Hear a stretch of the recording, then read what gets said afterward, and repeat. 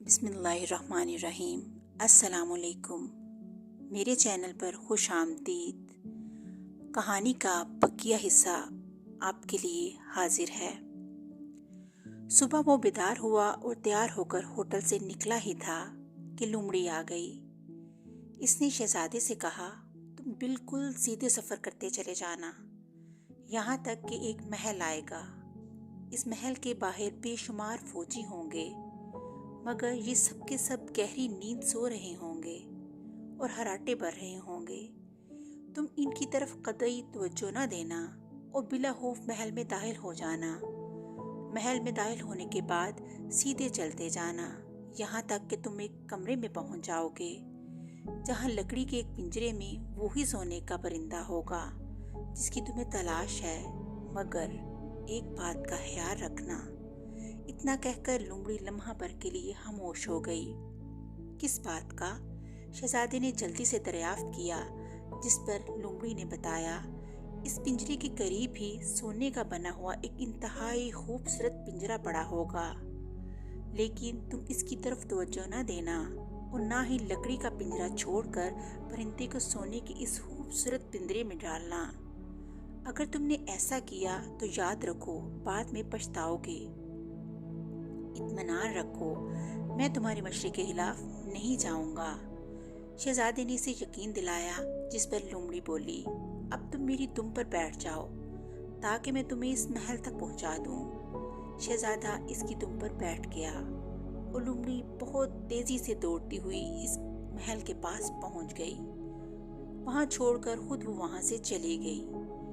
लोमड़ी के जाने के बाद शहजादा आगे बढ़ने लगा और महल के करीब पहुंच गया। वहां जाकर देखा तो बिल्कुल वैसा ही मंजर था जैसा लोमड़ी ने इसे बताया था। महल के बाहर बहुत से फौजी थे, लेकिन सब के सब गहरी नींद में सो रहे थे। इन्हें देखकर वो लम्हा भर के लिए ठटका। इसे आगे बढ़ने में झिझक हुई, मगर फिर हिम्मत करके आगे बढ़ा और महल में दाखिल हो गया। फिर वो महल में आगे बढ़ते बढ़ते इस कमरे तक जा पहुंचा जहां सोने का परिंदा था। इसने देखा तो वाकई परिंदा लकड़ी के एक पिंजरे में बंद था और पिंजरा लटका हुआ था। इसके करीब ही सोने के वो सेब भी मौजूद थे जो बादशाह के बाग के दरख्त से गायब हुए थे। ये देखकर शहजादा दिल में सोचने लगा, इस कदर खूबसूरत परिंदे को लकड़ी के इस बद्दे से पिंजरे में क्यों बंद किया हुआ है? इसे तो एक शानदार पिंजरे में होना चाहिए। ये सोचते ही वो आगे बढ़ा और इसने लकड़ी का पिंजरा खोलकर इसमें से परिंदे को बाहर निकाला और फिर इसे सोने के शानदार पिंजरे में बंद कर दिया। लेकिन जैसे ही इसने ऐसा किया, इसके साथ ही एक जोरदार आवाज पैदा हुई। ऐसे लगा जैसे किसी ने चीख मारी हो, और इस शोर से महल के बाहर सोए हुए तमाम फौजी बेदार हो गए और सब भागे भागे अंदर आए। उन्होंने शहजादे को पकड़ लिया। इस तरह अब शहजादा इनकी कैद में था। दूसरी सुबह शहजादे को बादशाह की अदालत में पेश किया गया। बादशाह ने इससे पूछा, ऐ नौजवान, तुम यहाँ क्यों आए हो? तुम्हारा यहाँ आने का मकसद क्या है?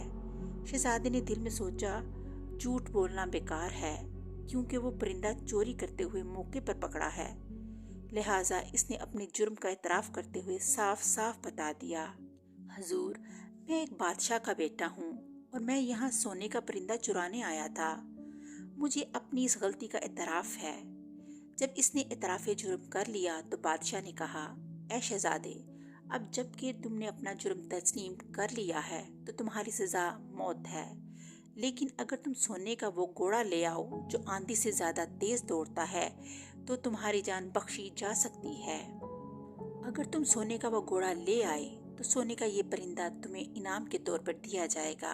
अब बताओ, तुम्हें इन दोनों सूरतों में कौन सी सूरत पसंद है?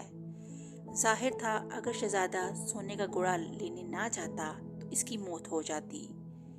यही कुछ सोचकर इसने कहा, आली जां, मुझे इसके लिए मोहलत दी जाए। मैं घोड़ा लाने के लिए तैयार हूँ। हमें मंजूर है, बादशाह ने कहा और उसे मोहलत दे दी। और शहजादा बड़ी मायूसी के आलम में घोड़े की तलाश में एक बार फिर सफ़र पर रवाना हो गया। वो सफ़र पर जा रहा था कि अचानक इसने देखा इसकी पुरानी दोस्त लोमड़ी एक जगह रास्ते के दरमियान बैठी हुई थी। जैसे ही वो लोमड़ी के पास पहुंचा वो बोल पड़ी, देखा, तुमने मेरे मशवरे पर अमल नहीं किया और तुम्हारे साथ क्या हुआ। शहजादा वाकई इस कदर शर्मिंदा था, मगर अब क्या हो सकता था। जो गलती होना थी वो तो हो चुकी। लोमड़ी ने इसकी नदामत देखी तो कहने लगी, बाहर सूरज, जो हुआ सो हुआ। मैं अब तुमको ऐसा रास्ता बताती हूँ जिससे तुम सोने का घोड़ा हासिल कर सकते हो, लेकिन शर्त ये है कि तुम मेरे कहने पर पूरा पूरा अमल करोगे। अच्छी लोमड़ी, तुम जिस तरह कहोगी मैं इसी तरह करूँगा।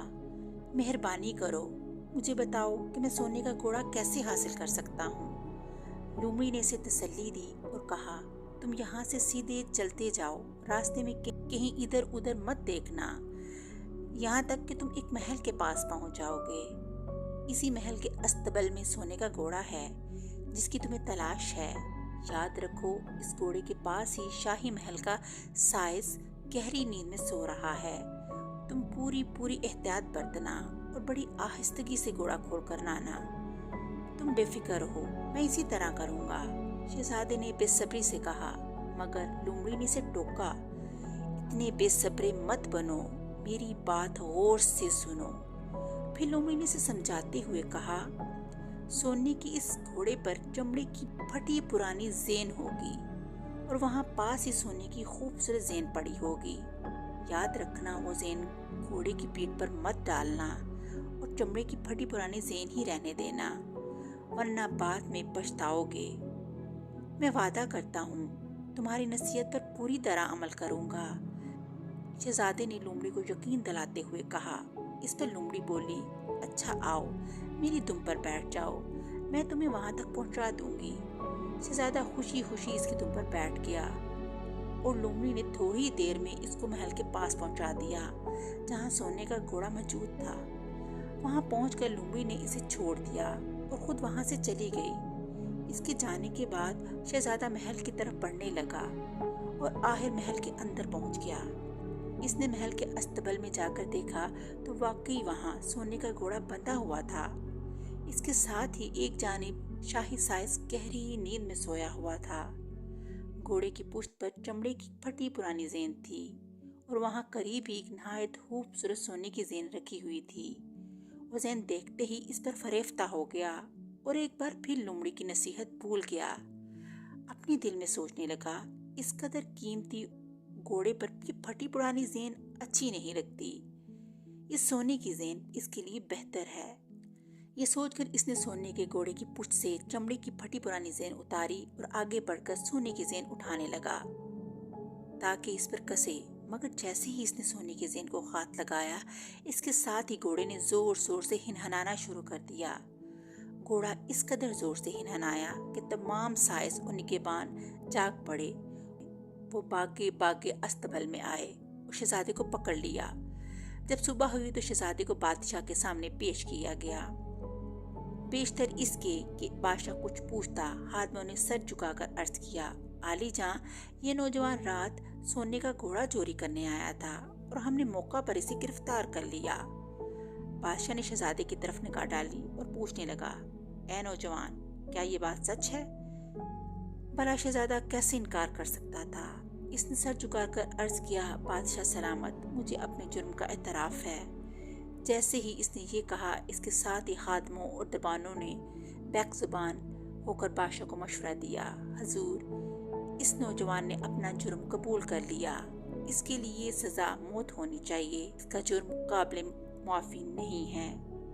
मगर बादशाह ने इसका मशवरा मानने से इनकार कर दिया और शहजादे से कहने लगा, ऐ नौजवान, तुमने जो जुर्म किया है इसकी सज़ा मौत ही हो सकती है, मगर हमें तुम्हारी जवानी पर रहम आता है। हम तुम्हें जिंदा रहने का एक मौका देते हैं। जहाँ पना ये हजूर की रहम दिली और आला ज़र्फ़ी है, मैं इसके लिए आपका शुक्रगुजार हूँगा। शहजादे ने ममनून होते हुए आहिस्ता से कहा। इस पर बादशाह बोला, अगर तुम सोने के महल से हसीन शहजादी को हमारे लिए ले आओ तो हम तुम्हारी जान बख्श सकते हैं। इस सूरत में सोने का घोड़ा भी तुम्हें इनाम में देंगे। क्या तुम्हें हमारी शर्त मंजूर है? मुझे मंजूर है, मगर इसके लिए मुझे मोहलत दी जाए ताकि मैं सोने के महल से शहजादी को ला सकूं। ٹھیک ہے، میں تمہیں مہلت دیتا ہوں۔ اس طرح شہزادہ وہاں سے رخصت ہو کر ایک بار پھر مایوسی کے عالم میں اپنے سفر پر روانہ ہو گیا۔ اسے کچھ معلوم نہیں تھا کہ سونے کا محل کہاں ہے اور وہ شہزادی کیسی ہے، لیکن اب وہ کیا کر سکتا تھا؟ شہزادی کو لائے بغیر کوئی چارہ بھی نہ تھا، اور وہ انہی حالات میں کھویا ہوا چلا جا رہا تھا کہ ایک جگہ پھر اسے لومڑی مل گئی۔ راستے میں ایک جانب یوں بیٹھی ہوئی تھی جیسے اسی کا انتظار کر رہی ہو۔ جو ہی وہ اس کے قریب کیا، لومڑی نے ایک نظر اسے دیکھا اور افسوس کے لہجے میں بولی، تم نے دوبارہ میرے مشورے پر عمل نہیں کیا۔ تمہارے ساتھ جو کچھ ہوا ہے وہ تمہارے سامنے ہے۔ بہتر یہی ہے اب تمہیں تمہارے حال پر چھوڑ دیا جائے۔ اچھی لومڑی، میں بہت شرمندہ ہوں، خدا کے لیے میری مدد کرو۔ میں وعدہ کرتا ہوں کہ اب تمہارے مشورے کے بغیر ایک قدم بھی نہیں اٹھاؤں گا۔ شہزادے نے لومڑی کی منت سماجت کی۔ ادھر جب لومڑی نے یہ دیکھا کہ واقعی شہزادہ اپنے کیے پر نادم ہے تو اسے رحم آ گیا اور کہنے لگی، اچھا، میں تمہیں ایک اور موقع دیتی ہوں، میں زندگی بھر تمہارا ممنون رہوں گا۔ شہزادہ بڑی عاجزی سے بولا۔ اس پر لومڑی نے کہا، اب میری بات غور سے سنو، یہاں سے سفر کرتے ہوئے بالکل سیدھے چلتے جاؤ، یہاں تک کہ تم شام کے وقت ایک محل کے قریب پہنچو گے۔ جس شہزادی کی تمہیں تلاش ہے وہ اسی محل میں ہے۔ ہر رات جب چاروں طرف خاموشی چھا جاتی ہے تو شہزادی نہانے کے لیے جاتی ہے، تو وہاں چھپ کر کھڑے ہو جانا، اور جیسے ہی شہزادی تمہاری پاس سے گزرے گی تو اس کا ہاتھ پکڑ لینا۔ ہاتھ پکڑنے کی دیر ہوگی تو وہ اسی راستے پر چلنے لگے گی۔ مگر کیا؟ شہزادے نے جلدی سے لومڑی کی بات کاٹ دی۔ ذرا صبر کرو، میں جو کچھ تمہیں بتا رہی ہوں اسے اچھی طرح ذہن نشین کر لو۔ لومڑی نے اسے سمجھاتے ہوئے کہا، تم اس بات کا خاص خیال رکھنا کہ شہزادی کو وہاں سے جانے نہ دینا۔ اگر وہ تم سے یہ کہے کہ میں اپنے ماں باپ سے اجازت حاصل کر لوں تو ہرگز ایسے نہ کرنا، اور پہلی بار کی طرح پچھتانا مت۔ اتنا کہہ کر لومڑی نے اپنی دم پر اس کو بٹھا لیا اور لومڑی اس کو لے کر دوڑنے لگی۔ وہ اس طرح تیز دوڑتی اس منزل تک پہنچ گئی۔ جب وہ سونے کے محل کے قریب پہنچی تو لومڑی نے ایک بار پھر اسے تاکید کرتے ہوئے کہا، دیکھنا، جو کچھ میں نے کہا اس پر پوری طرح عمل کرنا۔ تم بے فکر ہو، اب میں غلطی نہیں کروں گا۔ شہزادے نے جواب دیا اور لومڑی وہاں سے چلی گئی۔ لومڑی کے چلے جانے کے بعد شہزادہ محل کی طرف چلنے لگا۔ جب وہاں پہنچا تو ہر چیز لومڑی کے کہنے کے مطابق پائی۔ وہ محل میں داخل ہو کر چھپ گیا اور رات کا انتظار کرنے لگا۔ پھر جب رات کے 12 بجے اس نے دیکھا کہ شہزادی محل سے باہر نکلی ہے اور نہانے کے لیے جانے لگی ہے۔ اس وقت وہ راستے میں چھپا بیٹھا تھا۔ جو ہی شہزادی اس کے قریب سے گزری، اس نے اس کی جلدی سے پکڑ لیا۔ شہزادی، میں تمہیں لینے آیا ہوں۔ جواب میں شہزادی نے کہا، میں تمہارے ساتھ چلنے کے لیے تیار ہوں، مگر مجھے اپنے ماں باپ سے رخصت کی اجازت دے دو۔ نہیں، تمہیں اسی وقت میرے ساتھ چلنا ہوگا۔ جب اس نے یہ کہا تو شہزادی آنسو بہانے لگی، اس کے پاؤں پکڑ کر منت سماجت کرنے لگی۔ میں صرف چند لمحوں کے لیے اپنے ماں باپ سے ملنا چاہتی ہوں، تمہیں یقین دلاتی ہوں اس کے بعد تمہارے ساتھ چلوں گی۔ شہزادہ پہلے تو انکار کرتا رہا، لیکن اس کی منت سماجت اور آنسو دیکھ کر چپ ہو گیا۔ اس نے شہزادی کو جانے کی اجازت دے دی، مگر جیسے ہی وہ اپنے ماں باپ کی خابگاہ میں گئی، سوئے ہوئے پہرے دار جاگ پڑے اور انہوں نے شہزادے کو دیکھ لیا۔ پھر چند لمحے بعد شہزادہ پہرے داروں کے قبضے میں تھا۔ اس طرح ایک بار پھر وہ گرفتار ہو گیا۔ کہانی کا بقیہ حصہ اگلی قسط میں سنایا جائے گا۔ تب تک کے لیے اللہ حافظ۔